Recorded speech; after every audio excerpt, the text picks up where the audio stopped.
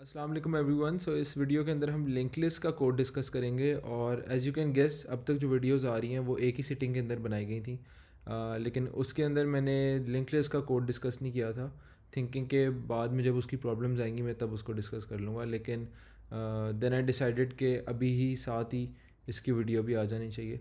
जैसे कि हमने डिस्कस किया था, लिंक लिस्ट का जो बेसिक कॉन्सेप्ट है वो उसका चेन लाइक स्ट्रक्चर है और इस चेन का हर एक डेटा ब्लॉक या हर एक डब्बा जिसको हमने कहा था वो एक दूसरे से एड्रेसेस के थ्रू लिंक्ड होते हैं।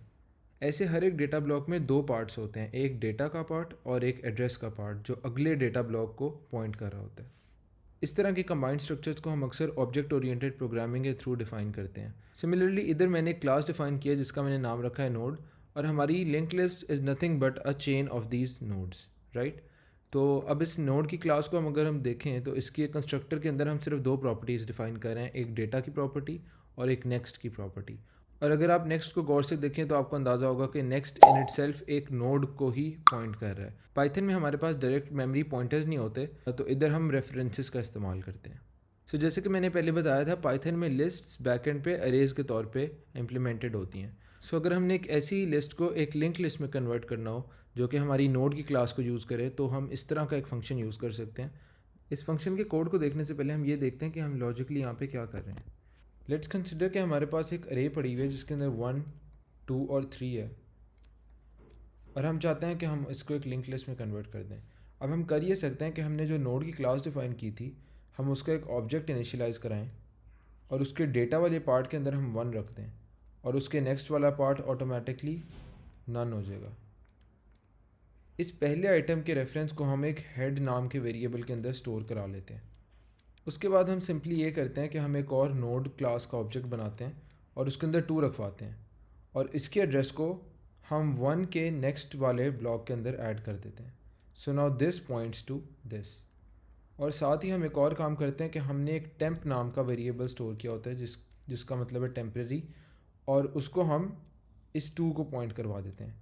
इस टेम्प का मकसद लास्ट इंसर्टेड नोड के रेफरेंस को स्टोर करना होता है, ताकि हम नेक्स्ट जो भी ऑब्जेक्ट बनाएं, जैसे कि हमने 3 का ऑब्जेक्ट बनाया, तो अब हम इजीली इस 3 के एड्रेस को 2 के अंदर स्टोर करवा सकें।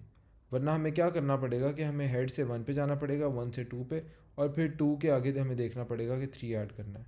तो इसी लॉजिक को इन एक्शन हम कोड में देखते हैं, और हम सबसे पहले टेम्प और हेड के वेरिएबल्स को डिफाइन करते हैं। उसके बाद हम एक फॉर लूप लगाते हैं जो कि अरे के हर एक ऑब्जेक्ट को पकड़ता है और देखता है कि अगर हेड पहले डिफाइंड नहीं हुआ, यानी कि अभी पहला एलिमेंट है जो हम लिस्ट का देख रहे हैं, तो हम हेड को एक नए नोड एलिमेंट के ऊपर पॉइंट करवा देते हैं और टेम्प को भी। इन दी अदर केस, जिसका मतलब कि अभी हमारी लिंक लिस्ट क्रिएट हो चुकी है और हमने इस लिंक लिस्ट के एंड के ऊपर एक नए नोड ऑब्जेक्ट को इंसर्ट करवाना है, तो हम टेम्प डॉट नेक्स्ट के थ्रू लास्ट एलिमेंट के नेक्स्ट वाले डेटा ब्लॉक को एक्सेस कर और उसके अंदर अपने एक नए नोड ऑब्जेक्ट का रेफरेंस स्टोर करवा देते हैं। This is very similar to saying कि जो लास्ट एलिमेंट है ये टेम्प है और इसका डॉट नेक्स्ट इस वाले ब्लॉक को डिफाइन कर रहा है, ताकि हम इसको एक्सेस कर सकें और इसके अंदर एक नए एड्रेस को स्टोर कर सकें।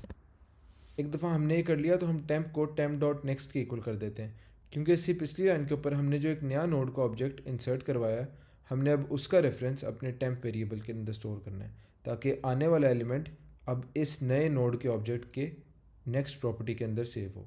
वंस ये पूरा प्रोसीजर चल जाता है, हम सिंपली हेड रेफरेंस को रिटर्न करवा देते हैं। नोटिस के हेड को हम सिर्फ एक दफ़ा डिफाइन करते हैं और उसके बाद चेंज नहीं करते, विच मीन्स के head will always point two the first element of this link list, जिसके थ्रू हम बाकी सब एलिमेंट्स को एक्सेस कर सकते हैं। Let me zoom in a bit ताकि कोड थोड़ा बेहतर नज़र आए। अब यहाँ पे हमने एक अरे डिफाइन किया 2, 3, 4, 5, 5, और हमने उसको एक लिंक लिस्ट के अंदर कन्वर्ट कर दिया। याद रखें कि इस फंक्शन ने सिर्फ हमारे पहले एलिमेंट के रेफरेंस को रिटर्न किया, और मैं इस अरे को प्रिंट करवाऊँ और साथ ही इस लिंक लिस्ट को भी प्रिंट करवाऊँ और फिर इसके कोड को चलाता हूँ, तो हम देखते हैं कि उसने अरे को तो सही प्रिंट किया, लेकिन उसने एल को एज ए रेफरेंस प्रिंट किया। नोटिस कि ये चीज़ हमारी लिंक लिस्ट के पहले एलिमेंट का मेमोरी एड्रेस है। ये एक बहुत सिंपल फंक्शन है जिसके अंदर हम एक टेम्प का वेरिएबल दोबारा रखते हैं और उसको सबसे पहले हेड से इनिशियलाइज करवाते हैं। उसके बाद हम इस टेम्प के डेटा प्रॉपर्टी को प्रिंट करते हैं और सिंपली टेम्प को टेम्प के नेक्स्ट के इक्वल कर देते हैं, विच बेसिकली मीन्स कि हमने लिंक लिस्ट के नेक्स्ट ऑब्जेक्ट के ऊपर जंप कर दिया। इसको अगर हम अपनी एग्जांपल में देखें तो हम कह सकते हैं कि हम सबसे पहले टेम्प को अपनी लिंक लिस्ट के पहले ऑब्जेक्ट के ऊपर पॉइंट करवाते हैं।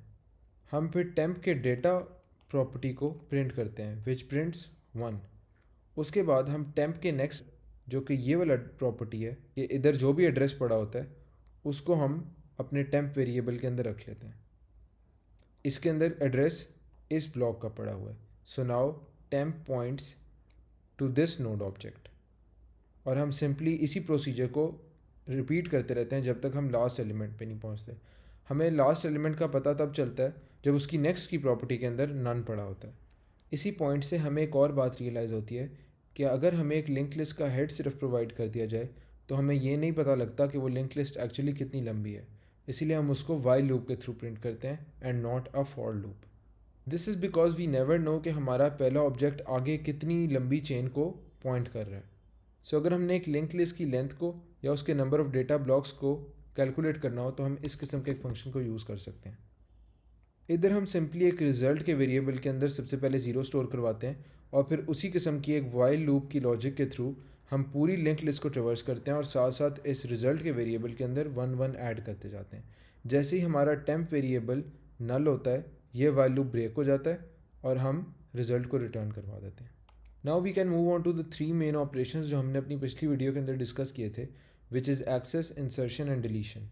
सबसे पहले हम एक्सेस का कोड देखते हैं और इसके अंदर हम एक इंडेक्स प्रोवाइड करते हैं और हम एक फॉर लूप के थ्रू अपने टेम्प वेरिएबल को उतनी दफ़ा जंप करवाते हैं। अगर तो हमारा टेम्प वेरिएबल इस फॉर लूप के दौरान ही नन हो जाता है तो इसका मतलब ये कि हमने एक ऐसा इंडेक्स प्रोवाइड कर दिया है जो कि इस लिंक लिस्ट की लेंथ से बड़ा है, जिस केस में हम एक एरर रेज करवा देते हैं। इन दी अदर केस हमने इंडेक्स में जो भी वैल्यू पास की होगी हमें इस लिंक लिस्ट का उतना हुआ एलिमेंट का रेफरेंस मिल जाएगा। मैं यहाँ पे एक वेरिएबल बनाता हूँ जिसको मैं कहता हूँ सेकंड, और उसको मैं नोड ऐड के फंक्शन के थ्रू एल प्रोवाइड करता हूँ। याद रहे कि एल के अंदर हमारे पास हमारी लिंक लिस्ट के पहले एलिमेंट का रेफरेंस स्टोर्ड है, तो हम इसको हेड के तौर पे इस्तेमाल कर सकते हैं। उसके बाद हम इसके अंदर 1 इंडेक्स पास करते हैं और ये हमारी लिंक लिस्ट का जो सेकंड एलिमेंट है उसका रेफरेंस हमें ला के दे देगा। याद रहे कि सेकंड इन इट सेल्फ एक नोड के ऑब्जेक्ट को पॉइंट कर रहा है, और अगर हमें इस नोड के अंदर के डेटा को प्रिंट करना है तो हमें इस तरह का कुछ कोड लिखना पड़ेगा। Now running this code we can see कि हमारे पास 3 प्रिंट हो जाता है। बाय द वे मुझे अगर थर्ड एलिमेंट प्रिंट करना हो तो उसको मैं सेकंड के रेफरेंस के थ्रू एक्सेस कर सकता हूँ, which will look something like this, जिसके अंदर हम सेकंड के नेक्स्ट के थ्रू अपने थर्ड एलिमेंट का रेफरेंस लेकर आते हैं और फिर उसके डेटा की प्रॉपर्टी को प्रिंट कर देते हैं। So now if I run this program we can see कि हमारे पास 3 और 4 दोनों प्रिंट हो गए हैं। Now before going on to insert and delete हम इनकी लॉजिक को थोड़ा सा रिवाइज कर लेते हैं। सो अगर हमारे पास इस तरह की एक लिंक लिस्ट हो और हमने उसके इंडेक्स नंबर 2 के अंदर एक नया ऑब्जेक्ट इंसर्ट करवाना है तो हम सिंपली पहले इंडेक्स के ऊपर जो नोड ऑब्जेक्ट है उसके ऊपर जाएंगे, एक नया ऑब्जेक्ट बनाएंगे जिसके अंदर हम अपना नया डेटा स्टोर करते हैं, फॉर एग्जांपल 4। हम इसका एड्रेस 2 के नेक्स्ट के अंदर रखते हैं और इसके नेक्स्ट को 3 के ऊपर पॉइंट करवा देते हैं, and this basically inserts an object in index number 2। ये प्रोसेस थोड़ा सा ट्रिकी हो जाता है अगर हमने लिंक लिस्ट के इंडेक्स नंबर 0 के ऊपर कुछ इंसर्ट करवाना हो, विच बेसिकली मीन्स कि हमने लिंक लिस्ट के स्टार्ट में कुछ इंसर्ट करवाना है। इसकी वजह यह है कि हेड का वेरिएबल हमेशा लिंक लिस्ट के पहले एलिमेंट को पॉइंट कर रहा होता है, एंड इन द केस जहाँ पे हम लिंक लिस्ट के शुरू में कुछ इंसर्ट कर रहे हैं, so now this head variable should keep a reference to the new inserted element. So for example हमने लिंक लिस्ट के शुरू में एक 5 इंसर्ट करना है तो हम एक नया नोड ऑब्जेक्ट बनाएंगे, उसके अंदर 5 रखेंगे, उसके नेक्स्ट के अंदर हम करंट हेड का रेफरेंस रखवाएंगे और फिर हेड के वेरिएबल को अपडेट कर देंगे and we will make it point towards this new element. So इसी चीज़ को हम कोड में इस तरह लिखते हैं कि हम सबसे पहले देखते हैं कि हमारा इंडेक्स 0 है। इन दैट केस हम एक नया ऑब्जेक्ट बनाते हैं, उसके नेक्स्ट को हेड करते हैं and we return this new temporary object which has to become the new head. In the other case फिर हम लिंक लिस्ट के बीच में कुछ इंसर्शन करना चाहते हैं, हम सिंपली अपने एक्सेस वाले फंक्शन को यूज़ करके अपने डिज़ायर्ड इंडेक्स से पिछले इंडेक्स वाले नोड के ऊपर जाते हैं और हम अपने इस प्रीवियस नोड की नेक्स्ट प्रॉपर्टी को टेम्परेरीली सेव कर लेते हैं। फिर हम इस नेक्स्ट प्रॉपर्टी को ओवरराइट करके इसमें एक नया नोड ऑब्जेक्ट इंसर्ट कर देते हैं और उस नए नोड ऑब्जेक्ट के नेक्स्ट को हम अपना सेव्ड रेफरेंस दे देते हैं और हम अपना प्रीवियस हेड वैसा का वैसा रिटर्न करवा देते हैं। सो नाउ अगर मैं इस फंक्शन को कॉल करूं और मैं अपनी लिंक लिस्ट एल के इंडेक्स नंबर 2 के ऊपर एक 6 को इंसर्ट करवाऊं और मैं अपनी इस लिंक लिस्ट को प्रिंट करवा दूँ तो आई विल सी कि हमारी ओरिजिनल लिंक लिस्ट के अंदर एक 6 इंसर्ट हो चुका है। नाउ अगर मैं इस इंडेक्स को 0 डिफाइन कर देता तो हमारी ये वाली लॉजिक चलती। And I want you to pause the video and think about कि अब हमारा आउटपुट क्या आएगा। अब अगर मैं इस प्रोग्राम को रन करूँ तो मैं देखता हूँ कि हमारी लिंक लिस्ट वैसी की वैसी प्रिंट हो रही है। दिस इज़ बिकॉज हमारा जो एल का रेफरेंस है वो हमारी लिंक लिस्ट के प्रीवियस हेड को ही अभी भी पॉइंट कर रहा है, विच वॉज 2। जो अपडेटेड हेड की वैल्यू थी वो इस फंक्शन ने हमें रिटर्न की थी, लेकिन हमने उसको कहीं सेव करके प्रिंट नहीं करवाया। तो what we should do is कि हमें एल को हमेशा अपडेट करना चाहिए। इन द केस के इफ़ कंडीशन नहीं चलेगी तो हमारे पास हेड का ही रेफरेंस दोबारा रिटर्न हो जाएगा, लेकिन इन केस ये चलेगी तो हमारे हेड रेफरेंस को अपडेट होने की ज़रूरत है। And now if we run this program तो हम देख सकते हैं कि हमारे पास 6 शुरू में इंसर्ट हो जाता है। Now we can look at this delete function और इसके अंदर हम देख सकते हैं कि हमने सबसे पहले एक चेक लगाया है कि if head is none. This basically means कि हम एक ऐसी लिंक लिस्ट में से डिलीशन करना चाह रहे हैं जिसके अंदर 0 एलिमेंट्स हैं। In the case where the index is 0 हम इंसर्शन से सिमिलर कुछ ऑपरेशंस परफॉर्म करते हैं because the head should now point two the second element of this link list. Similarly हम अगर अपनी लिंक लिस्ट के बीच में कहीं से डिलीशन करना चाह रहे हैं सो हम अपने डिज़ायर्ड इंडेक्स से पिछले नोड का रेफरेंस स्टोर करते हैं और हम अपने करंट नोड ऑब्जेक्ट को जिसको हमने डिलीट करना है उसके नेक्स्ट को अपने प्रीवियस के नेक्स्ट के अंदर स्टोर करवा देते हैं ताकि हमारी चेन बरकरार रहे। इसके बाद हम अपने करंट ऑब्जेक्ट को डिलीट कर सकते हैं and we return the head as it is. इस सेम फंक्शनलिटी को कोड के अंदर हम डेमोन्स्ट्रेट कर सकते हैं way we delete the first element of the link list और अब हम अगर इसको प्रिंट करते हैं तो वी सी के 3 4 5 5 प्रिंट हो रहा है। So this is it for the linked list from scratch code, and I hope it helps you understand the concepts that we recently discussed.